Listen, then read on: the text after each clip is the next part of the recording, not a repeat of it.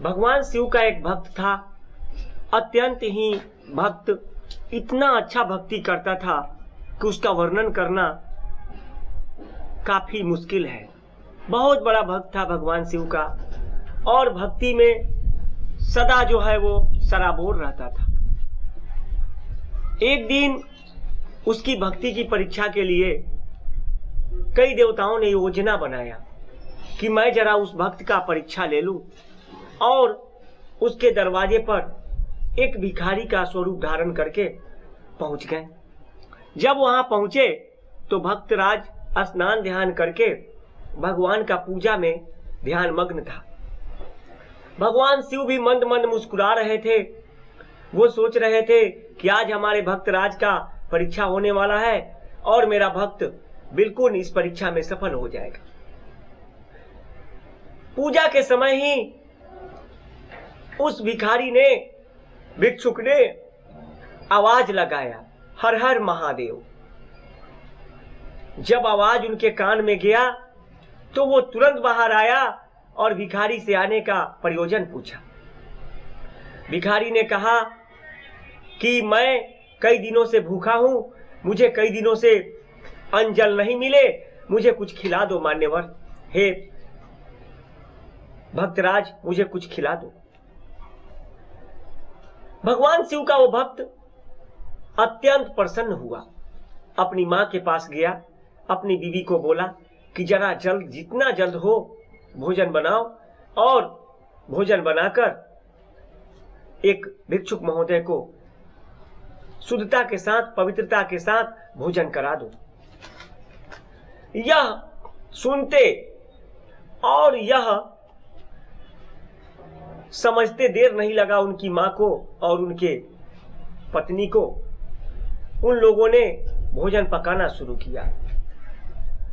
जब भोजन पका रहे थे उसी बीच में तुरंत भिक्षुक ने कहा कि मैं भी थोड़ा शौच क्रिया से निर्वित हो जाता हूं, उसके बाद भोजन करूंगा।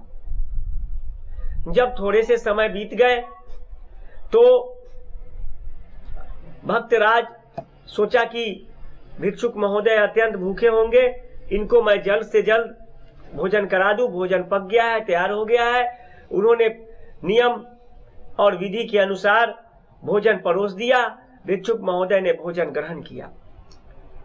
वो अत्यंत प्रसन्न हुए और वहां से लौटने लगे।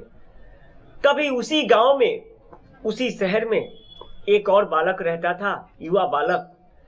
उसकी भी शादी हो गए थे। पूर्व जमाने में कम उम्र में भी लोग शादियां कर लेते थे, लेकिन कम उम्र में शादी करना नहीं चाहिए। शादी जो है करने का उम्र होता है, शादी करने का समय होता है। शादी जब भी करे समय से करे, क्योंकि समय से किया गया कार्य कल्याणकारी होता है और उत्तम होता है। उसके बाद वो फलदायक भी होता है, जीवन में कभी कष्ट भी नहीं होता है। बड़ी विडंबना कभी कभी किसी गांव में हो जाते हैं कि वहां भक्तों को तंग करने वाले भी कुछ कुपात्र आ जाते हैं। उस भक्त को तंग करने के लिए कुछ कुपात्रों ने एक योजना बनाया और उसके पश्चात उसको नीचा दिखाने लगा। वो प्रतिदिन स्नान करता, परोपकार करता, भगवान शिव की भक्ति में लीन रहता और सबके लिए अच्छा सोचता। हाट बाजार में भी जाता तो सबकी अच्छा करता, कहीं भी जाता, रास्ते पे भी जाता तो अच्छा सोचता, रेलवे स्टेशन पर भी जाता तो सबके लिए अच्छा सोचता। वो सब जगह अच्छा सोचता था। लेकिन एक दिन उसको कुछ लोगों ने बहुत अपमान कर दिया। कुछ पाखंडी लोगों ने इतना अपमान कर दिया, इतना तिरस्कार कर दिया कि उसके सारे भक्ति को झूठा साबित करने लगे और उसका आलोचना करने लगे। वो भक्त काफी निराश हो गया और भगवान शिव का नाम ले लेकर रुदन करने लगा, रोने लगा। यह देखकर प्रकृति काफी नाराज हो गई और प्रकृति में हाहाकार मच गया।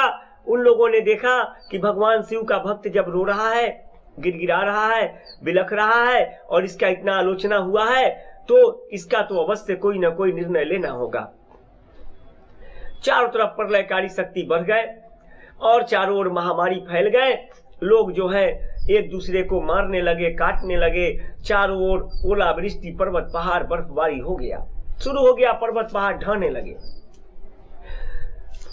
बड़े बड़े वैज्ञानिक, बड़े बड़े साधु संत, सभी लोग जो हैं तरह तरह का आकलन करने लगे। सरकारों में हाहाकार मच गए, पुलिस प्रशासन में हाहाकार मच गए। आलोचना करने वालों में कुछ पुलिस वाले भी थे और उस भक्त को तंग करने वालों में कुछ समाज के, जिसको कहते हैं ना, वो कुछ शुभचिंतक नेता लोग जो बनावटी नेतागिरी करते हैं अपने स्वार्थ के लिए, और वो ढोंग रचने के लिए किसी भी कथावाचक को बुला लेते हैं, लेकिन वो कथावाचक नहीं समझते हैं और उस कथावाचक बंधु को बुला करके कथा कहवाते हैं और अपने 2 नंबरी के काम को बढ़ावा देते हैं। उस भक्त को 2 नंबर का काम पसंद नहीं था। वो पूर्णतः सब लोगों को अच्छा बनाना चाहता था, ताकि भगवान का जो उद्देश्य है वो पूर्ण हो, सरकार का जो उद्देश्य है वो पूर्ण हो, प्रशासन का जो उद्देश्य है वो पूर्ण हो। इसी कार्य में वो भक्त लगा रहता था। भक्त के ऊपर जब अत्याचार हुए, जब भक्त का आलोचना हुआ, तो चारों ओर हाहाकार मच गए और चारों ओर जो है प्रलय बढ़ गए, महामारी बढ़ गए। अब चारों ओर बंदी भी होने लगे, चारों ओर जो है चिंताग्रस्त लोग हो गए। लोगों को खाने के लिए नहीं मिल रहा था, लोग व्याकुल हो गए। चारों ओर जो है छुटभैया नेता, जो पाखंडी टाइप के जो नेता होते हैं, उनका पोल खुलने लगा। सच सामने आया। भगवान शिव अपने भक्त के पास पहुंचे। भक्त भी बहुत दुखी था, क्योंकि भक्त तो कल्याणकारी था, वो तो सबका कल्याण सोचता था, सबके बारे में अच्छा सोचता था। लेकिन ये क्या हो गया और कैसे हो गया, भक्त भी आश्चर्य में था। भगवान गए, भगवान शिव, और बोले कि हे भक्त, मैं तुमसे अत्यंत प्रसन्न हूं, लेकिन तुम जो रुदन किए हो, विलाप किए हो, जो शक्तियां तुमको मैंने दिया है, उस शक्ति के कारण तुम्हारे रोने से सारे जगहों पे अराजकता फैल गए हैं, कुपात्रता बढ़ गए हैं और प्रलय बढ़ गए हैं, महामारी फैल गए हैं। अब इसका एक ही उपाय है कि तुम खुश रहो, प्रसन्न रहो और तुम भक्ति का अलग जगाते रहो, और तुम्हारी जो इच्छा है उसको मैं पूर्ण करूंगा। लेकिन तुम अब रोना नहीं, सदा अच्छा से रहो और खुश रहो, हमारा गुणगान करते रहो। इसी प्रकार से तुम्हारा जीवन सफल हो जाएगा। जितने भी ढोंगी पाखंडी हैं उनका पोल खुल जाएगा।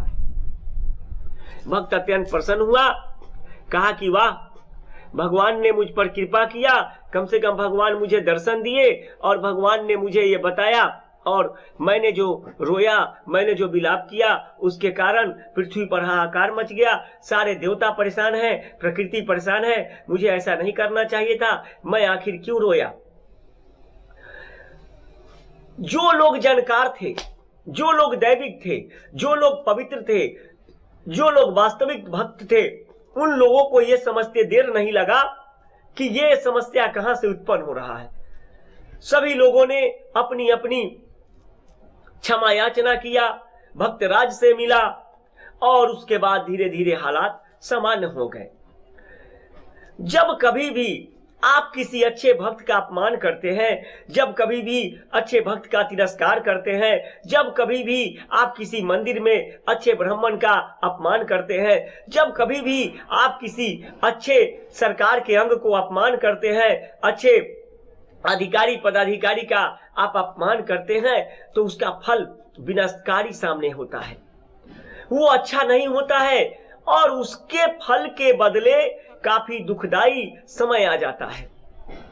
प्रकृति भी देखती है, प्रकृति भी समझते हैं कि भाई जहां भगवान के भक्तों का कदर नहीं है, उनका मोल नहीं है, तो मैं भला किसके लिए अपना कर्म करूं।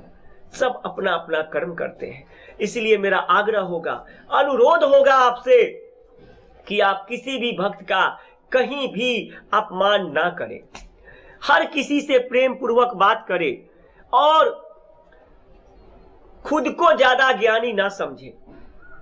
कोई भी ज्ञानी खुद से ज्ञानी नहीं कहता कि मैं ज्ञानी हूं, उसका कर्म ही उसका परिचय दिलाता है कि वो कितना बड़ा ज्ञानी है और कितना बड़ा कल्याणकारी है।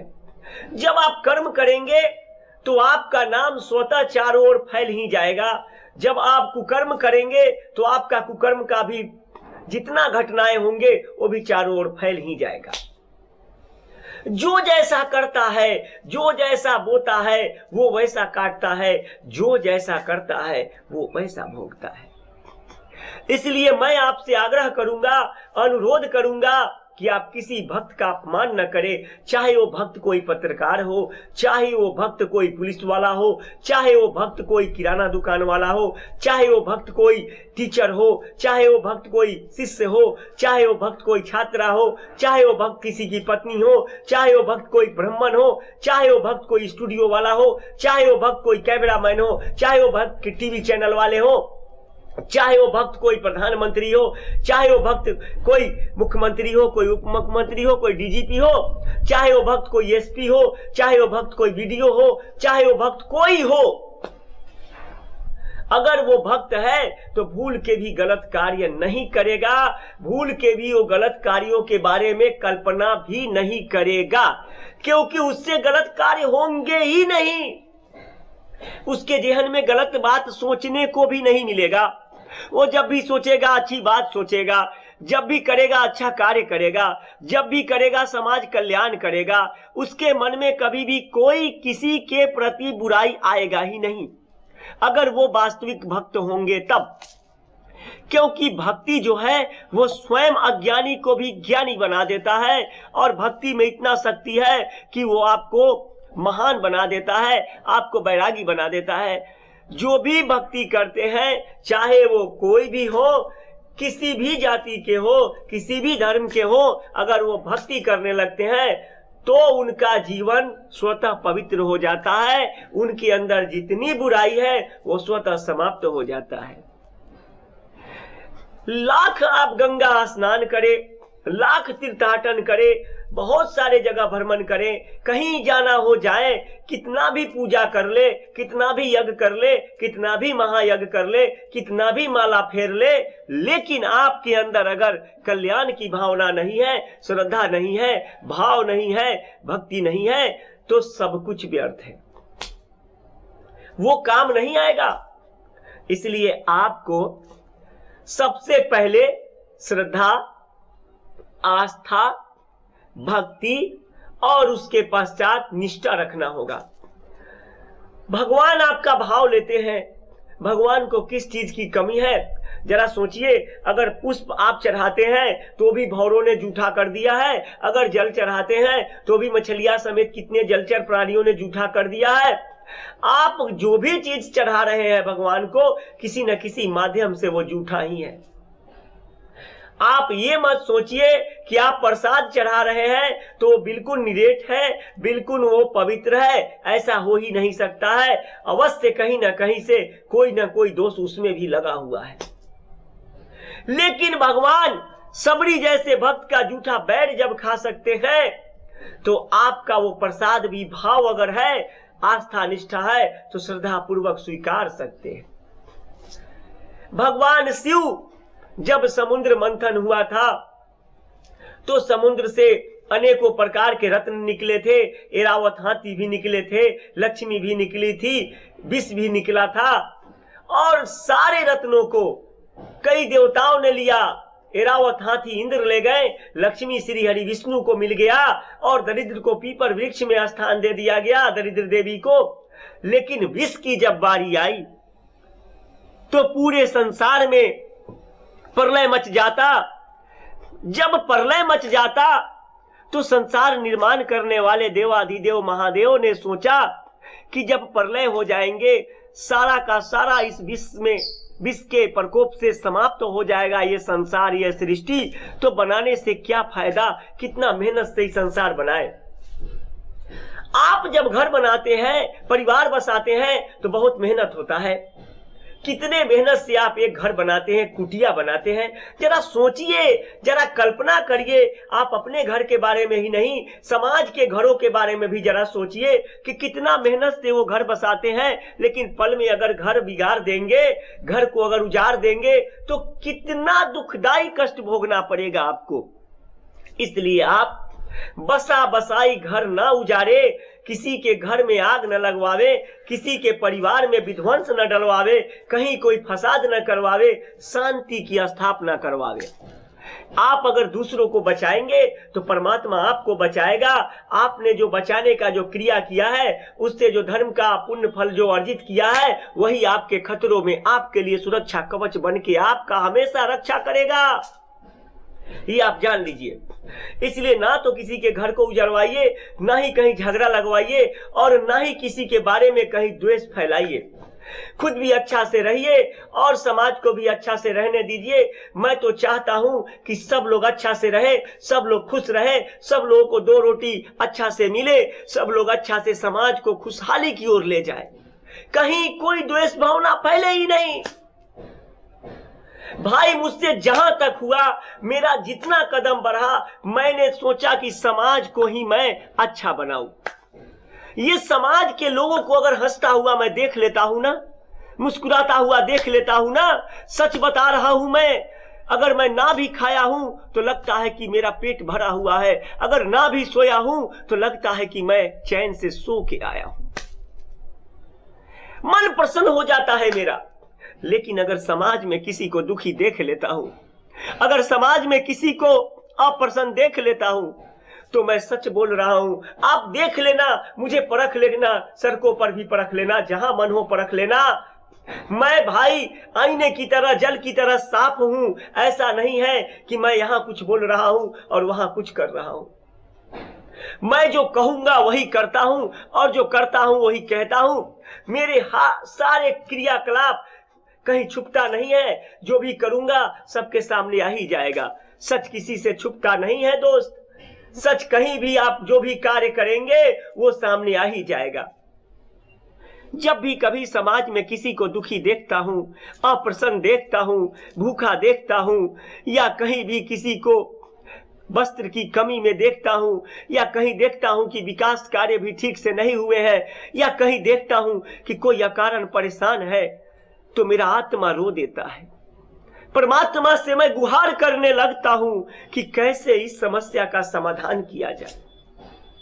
इसलिए हे बंधुओं, मेरे उस ईश्वर के भक्तगण, उस ईश्वर के संतानगण, मैं आग्रह करूंगा हाथ जोड़कर कि आप लोग कृपया करके किसी को दुख ना दे, किसी को पीड़ा ना दे, और पूरे समाज को अच्छा बनाए, कुशल बनाए, सात्विक बनाए, पवित्र बनाए, और घर बसाए, अच्छा घर बनाए।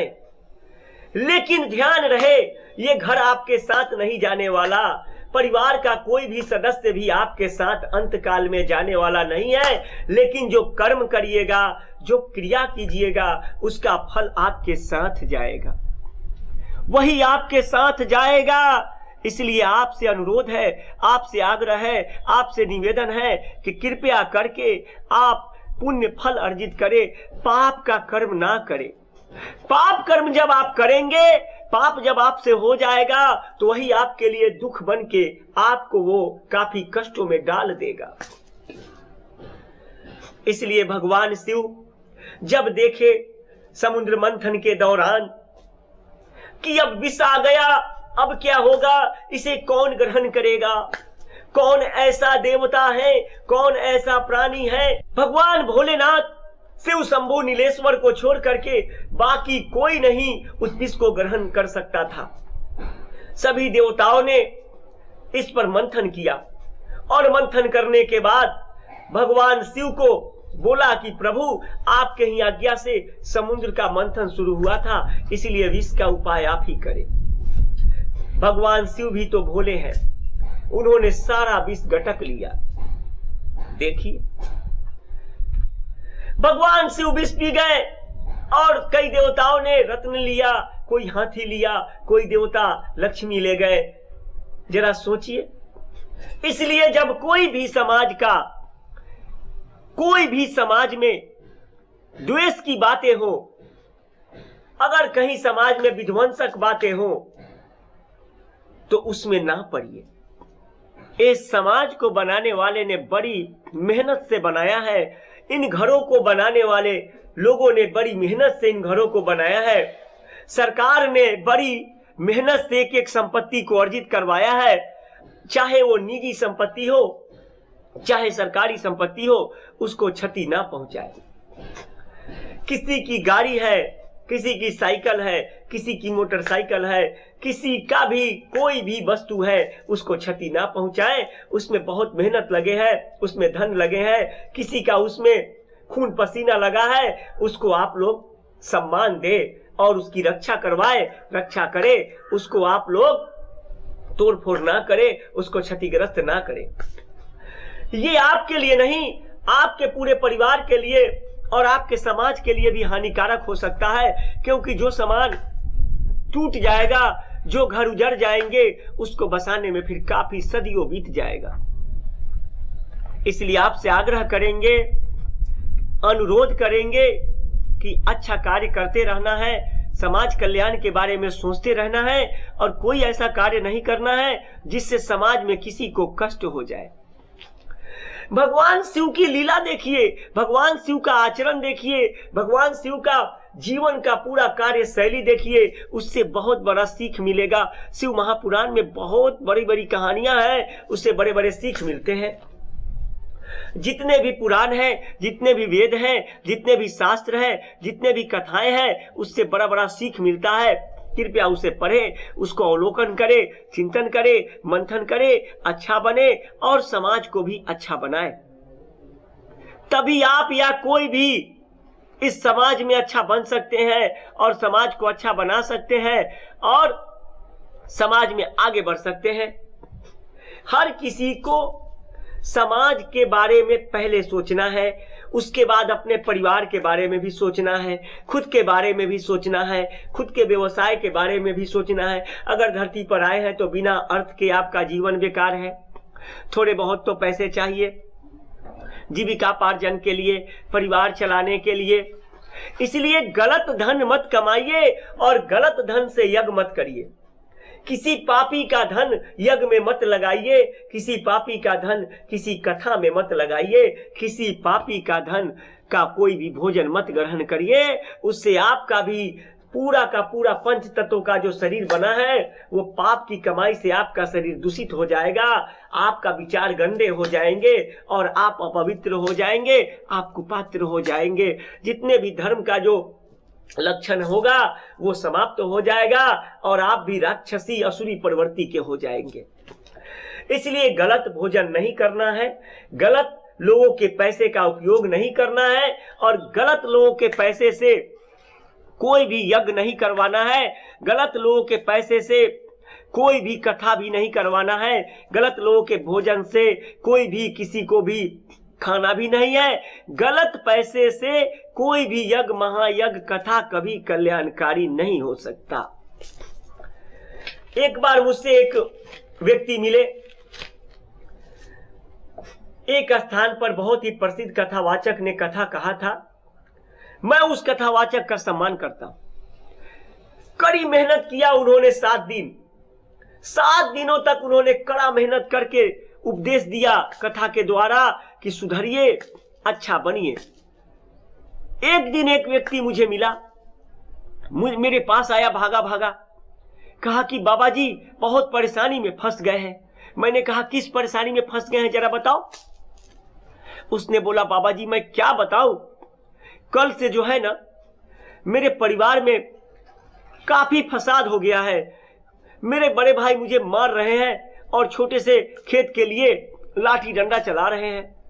मैंने कहा तो मेरे पास क्यों आए, थाने पे जाइए, इसके लिए पुलिस बनी है। उन्होंने फट से जवाब दिया बाबा जी पुलिस तो सुनती नहीं है, पुलिस के पास तो मेरा पहले वाला भाई पहले से ही जा गया है और पहले ही वो जाके कुछ पैसे वैसे दे दिया है। एक व्यक्ति का नाम लिया, कहा कि वो भैया ने पैरवी कर दिया है उसके तरफ से। मैंने कहा कि ये खुद घर बैठे बैठे कैसे सोच लिया भाई। जो भी पुलिस वाले हैं वो पढ़े लिखे हैं, कानून की पढ़ाई पढ़ के आए हैं, उनको पता है कि किस परिस्थिति में क्या करना है। आप जो समझ रहे हैं घर बैठे कि आपके भैया ने उनको समझा दिया है तो वो समझ गए होंगे, या कुछ पैसे दे दिया होगा तो वो अन्याय कर देंगे, ये आप मूर्खता वाली बातें कर रहे हैं। आपको थाने पे जाना चाहिए, बिना किसी पैरवी के, बिना किसी दलाल के, बिना किसी भाया मीडिया के आपको थाने पे जाना चाहिए और थाने पे जाके आपको अपनी बात कहनी चाहिए। जाइए थाने पे और अपनी बात बताइए उनको, लेकिन मेरा नाम मत कहिएगा। हाँ, क्योंकि मैं बहुत बड़ा आदमी नहीं हूं कि मेरा नाम आप कह दीजिएगा तो थाने वाले डर जाएंगे, भयभीत हो जाएंगे या फिर प्रभावित हो जाएंगे। मेरा कभी कोई इच्छा नहीं होता है कि मैं थाना को प्रभावित करूं या थाना पुलिस या किसी भी प्रशासनिक अधिकारी को प्रभाव दिखाऊं। क्या फायदा, क्यों दिखाएंगे? आपको उनसे कुछ लेना देना है ही नहीं तो प्रभाव दिखा के क्या होगा? कानून में कोई भी अधिकारी आएंगे, कोई भी पदाधिकारी आएंगे तो कानून सम्मत ही कार्रवाई करेंगे। कोई विशेष चेहरा होगा तो आपको ज्यादा मानेंगे और कोई विशेष चेहरा होगा तो वो चले जाएंगे तो आपको नहीं मानेंगे। ऐसा नहीं होगा। अगर आपका कर्म अच्छा है तो जो भी अधिकारी पदाधिकारी आएंगे वो आपको एक समान मानेंगे, एक समान आपका सम्मान करेंगे और आपकी बात को भी सुनेंगे।